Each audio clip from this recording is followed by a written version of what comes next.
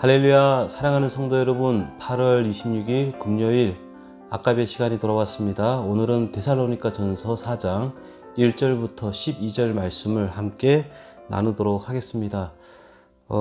사람들은 신앙을 내가 얼마나 하나님을 간절히 찾느냐라고 생각을 합니다. 그러나 성경은 하나님이 갖고 있는 뜻이 무엇인가를 아는 것이 신앙이다, 이렇게 이야기를 합니다.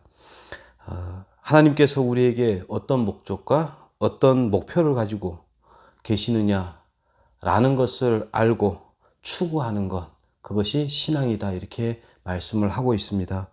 오늘 본문에서는 하나님이 가지고 계시는 뜻, 영광된 목표는 거룩이다, 이렇게 말씀합니다. 이 거룩을 이루기 위해서 우리를 몰아가시는 하나님이다, 이렇게 이야기를 합니다. 하나님은 우리 안에 거룩을 만들어내기 위해서 때로는 우리 안에 있는 헛된 욕망을 빼앗기 위해서 때로는 우리에게 좌절도 경험을 시키시는 분이십니다. 그렇다면 하나님은 왜 그렇게 하셔야만 했을까요? 그것은 바로 우리가 종말을 살고 있기 때문입니다.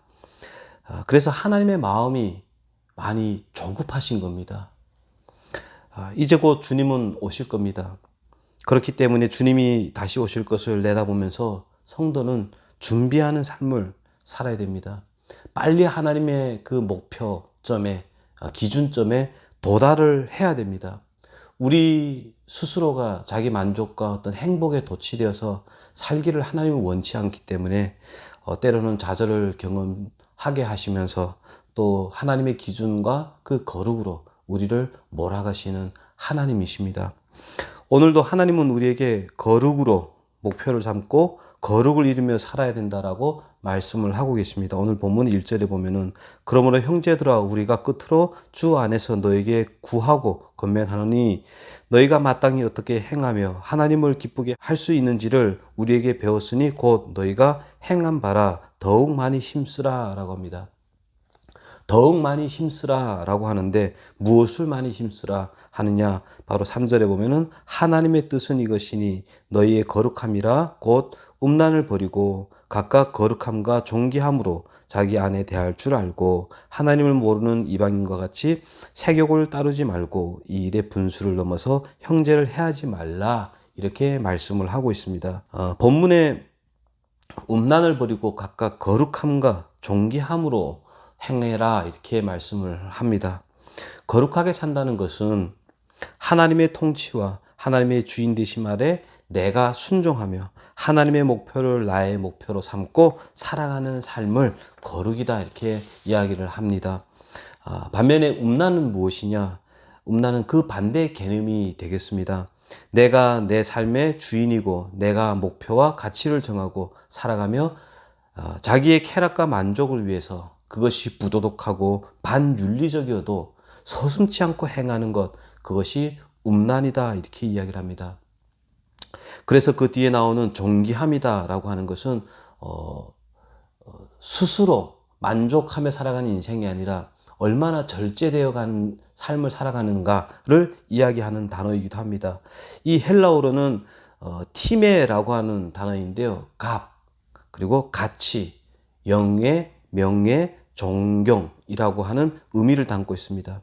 모든 만나는 사람들에게, 특별히 이것이 가정에 비유를 할 때 가정 안에서 허락한 배우자를 값이 있게 여기고 가치 있게 여기고 영예와 존경으로 대하라, 이런 의미입니다. 자기 만족과 쾌락을 위하여 상대방을 힘을 가지고 속박해서는 안 된다. 굴림해서는 안 된다. 상호 협조적이고 의존적이며 값 있게, 그리고 가치 있게, 그리고 위하여 살아가는 삶을 살아야 된다는 것입니다. 서로가 자기의 쾌락을 위한 수단으로 상대를 요구하지 아니하고 개인과 개인을 자기 존재를 증명하기 위해서 상대방을 딛고 올라가는 그런 계단으로, 도구로 사용해서는 안 된다라고 합니다. 하나님이 원하시고 하나님이 기뻐하신 목적을 이루면서 살아가는 그런 삶이 바로 존귀한 삶이다, 이렇게 이야기를 합니다. 신자와 불신자의 차이는 무엇입니까? 5절에 보면은 하나님을 모르는 이방인과 같이 색욕을 따르지 말라라고 되어 있습니다. 하나님을 모르는 사람의 특징은 하나님의 권위, 하나님의 통치, 하나님을 주인으로 모시고 살지 않는 것이 특징입니다. 색욕적이다 이렇게 되어 있습니다. 여기서 색이라고 하는 것은 한순간의 충동으로 일어나는 욕심을 의미하고요. 욕이라고 하는 단어는 간절히 바라다라고 하는 의미입니다. 무슨 말입니까? 하나님을 모르는 사람들은 충동적으로 살아간다는 겁니다. 자기가 원하는 것이 있으면 그것에 정신이 팔려 간절히 바라며 그것을 쫓아가는 삶을 살아간다. 내가 주인인 삶을 살아간다. 이렇게 이야기를 합니다. 그러나 신자는 하나님의 명령과 지휘 아래 살아가는 사람을 신자다. 이렇게 이야기를 합니다. 하나님이 목표하시고 기뻐하시는 것을 나의 목표와 원리로 가치로 삼고 나의 배우자, 내가 만나는 모든 사람을 가치 있고 존귀함으로 대하며 사랑하며 살아가는 것, 그것이 신자의 모습입니다. 6절의 표현처럼 이 일의 분수를 넘어 형제를 해하지 말라라고 되어 있습니다. 어떤 일에 있어서 무리하게 형제를 이용하며 살지 아니하고 오히려 내가 먼저 손해보고 희생하고 섬겨주고 져주어서 그가 나로 인하여 덕을 누리고 또 기쁨을 누리는 존재가 바로 신자다 이렇게 이야기를 합니다. 이런 말씀을 들으면서 우리 마음 가운데는 적지 않은 거부감과 또 반발이 생기고 불만이 생깁니다. 그러나 우리는 주께서 십자가를 지셨듯이 그렇게 부름을 받은 사람이라는 사실을 잊으면 안 됩니다. 억울할 수 있습니다. 그러나 6절 하반절에 보시면 이렇게 되어 있습니다. 이 모든 일에 주께서 신원하여 주심이라. 하나님은 복수자가 되어 주신다는 겁니다. 하나님이 보응해 주신다라고 합니다. 우리는 이 세상에서 심판과 복수 이런 것에 손을 놓은 사람들이죠. 하나님이 살아 계시고 하나님이 보고 계시고 하나님께서 갚아주실 것을 믿으며 사는 사람들입니다. 그래서 오로지 나의 삶은 하나님이 자비와 긍휼 그 은혜의 구원에 동참하며 다른 사람을 세우고 살리는 일에 부르심을 받았고 하나님의 구원과 자비와 은혜를 우리에게 펼치라고 요구하고 계시는 그 자리로 우리는 부르심을 받았다는 사실을 기억해야 됩니다. 그러므로 우리는 순종해야 됩니다. 7절 말씀에 무엇이라고 말씀하십니까? 하나님이 우리를 부르심은 부정케 하심이 아니요 거룩케 하심이라 이렇게 되어 있습니다.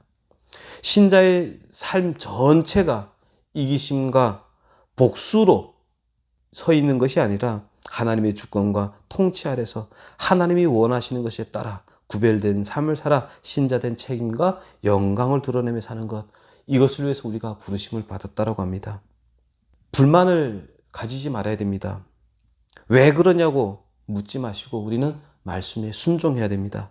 그래서 성경에서는 이렇게까지 엄하게 이야기하는 것을 보게 됩니다. 8절 말씀입니다. 그러므로 저버리는 자는 사람을 저버림이 아니요 너희에게 그의 성령을 주신 하나님을 저버림이라. 하나님을 저버린다. 참 무서운 말씀이 아닐 수가 없습니다. 하나님이 어떻게 우리를 구원하셨으며 사랑과 은혜와 진리를 베풀어 주셨는지 그것을 알고 있다면 우리는 더 이상 불만을 가질 이유도 또 저들을 부러워할 필요도 없습니다. 저들이 자기 마음대로 살아가고 또 죄를 짓는 동안에 하나님의 진심을 알리는 존재가 되어야 됩니다. 우리가 가진 의와 거룩과 진리와 생명을 꺼내 보여줄 수 있는 존재가 되어야 됩니다. 하나님께서 주신 이 기회 속에 돌이킬 수 있는 수단과 방법으로 우리는 저들에게 나아가고 만나야 되는 것이죠. 그렇지 않는다면 하나님을 저버리는 거라 이렇게 이야기를 합니다. 사도 바울은 종말을 살아가는 데살로니가 교회 성도들에게 계속해서 형제를 사랑해라 라고 합니다. 형제 사랑을 실천해라. 그것이 마땅하다라고 이야기를 합니다. 어디 가서 자랑하려고 하지도 말고 묵묵히 내가 주어진 그 자리에서 신자된 삶을 살아내라 라고 합니다. 생명을 위하여 일하셨던 창조주 하나님처럼 너희도 그렇게 사랑하며 사랑해라, 살아내라 이렇게 말씀을 하고 계십니다. 말씀을 정리하겠습니다. 사도 바울은 우리가 거룩으로 부르심을 받았다고 합니다. 그리고 그 거룩은 사랑이다 이렇게 이야기를 합니다. 거룩은 죄를 짓지 않은 것이 아니라 하나님을 사랑하며 이웃을 사랑하는 것입니다. 우리가 가진 거룩이 누구를 비교하고 기죽이고 심판하는 거룩이 아니라 사랑하고 살리고 위로하고 세워주는 거룩이 되어야 마땅한 것이고, 모든 사람들이 하나님 앞에 설 수 있는 그렇게 안내자로서의 삶을 살 때 그것은 거룩이다, 이렇게 이야기를 합니다.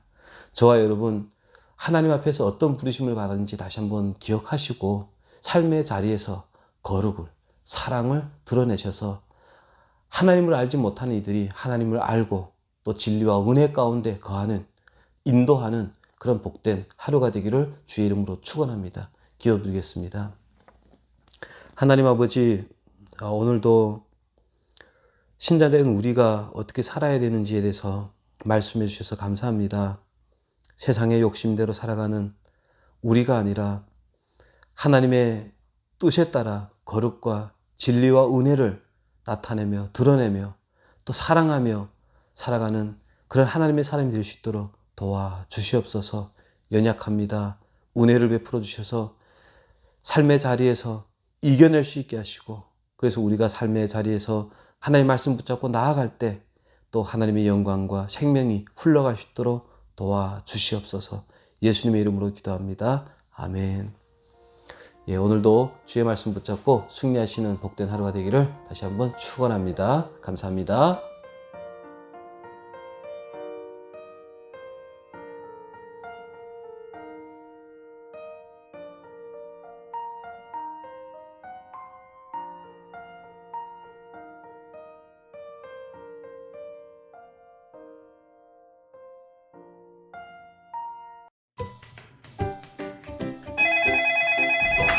네, 여보세요? 네네, 여보. 뭐라고요? 뭐 회사 잘렸다고요? 네? 뭐라고요? 다시 얘기해봐요. 뭐라고요? 아, 어떡해. 알았어요. 아, 걱정이다. 이제 어떻게 살지? 어떻게 하지? 이번 달에 전셋값 올려주기로 했는데 아이들을 데리고 당장 어디로 가란 말이야.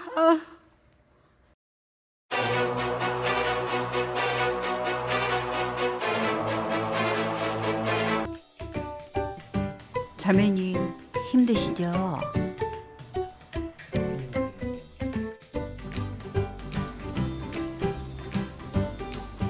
자매님을 위해서 편지를 썼어요. 한번 읽어보세요.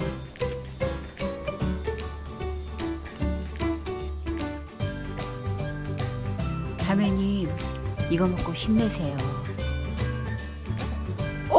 내가 좋아하는 비타오백인데? 내가 이거 좋아하는 거 어떻게 알았지?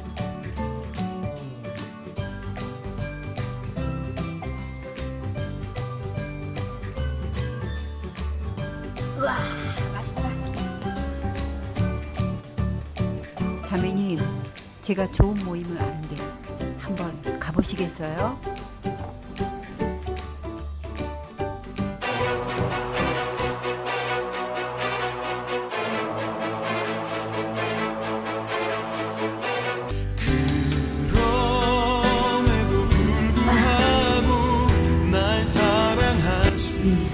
아니. 그녀 기도회 가서 기도해야지. 이럴 때일수록 기도하고 말씀 들어야 돼. 다음 주부터 요한계시록 강의가 있다고 했지? 기도하자. 화이팅!